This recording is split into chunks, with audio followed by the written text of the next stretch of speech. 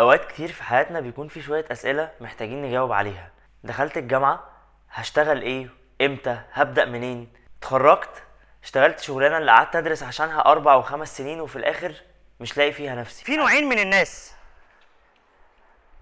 نوع بيشوف الحاجات اللي هو عايز يوصل لها، ونوع بيشوف الحاجات اللي بتمنعه من الحاجات اللي هو عايز يوصل لها. عارف لما تكون بتعمل حاجة وبتحبها بجد وبتعملها بشغف وعندك استعداد تفضل تعملها طول الوقت وبدون مقابل؟ اتولدت في اسره فقيره وابويا مش لاقي يصرف علينا، تقدر تعمل حاجه مع ده؟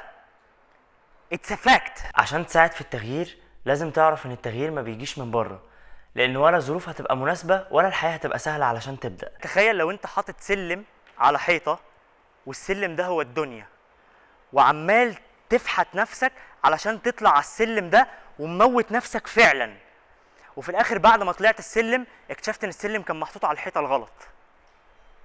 احساس وحش صح؟ الناس اكتئبت، ايه ده يا نهار ابيض، حياتي كلها ضاعت. كل الناس العظماء اللي كانوا سبب في تغيير حقيقي، الناس دي كانت بتعمل بس الحاجات اللي هم مؤمنين بيها. فالمهم ان انت تلاقي الحاجة اللي انت مؤمن بيها فعلا. حتى الناس اللي حواليك هتلاقي اللي بيقولك ما ينفعش، مستحيل، ازاي، واللي مش شايف ان انت اللي انت بتعمله ده حاجة اصلا. فالمهم ان انت تلاقي الحاجة اللي انت مؤمن بيها فعلا، والاهم انك تغتنم حياتك وتفكر ازاي هتسيب اثر، ويكون اثر طيب.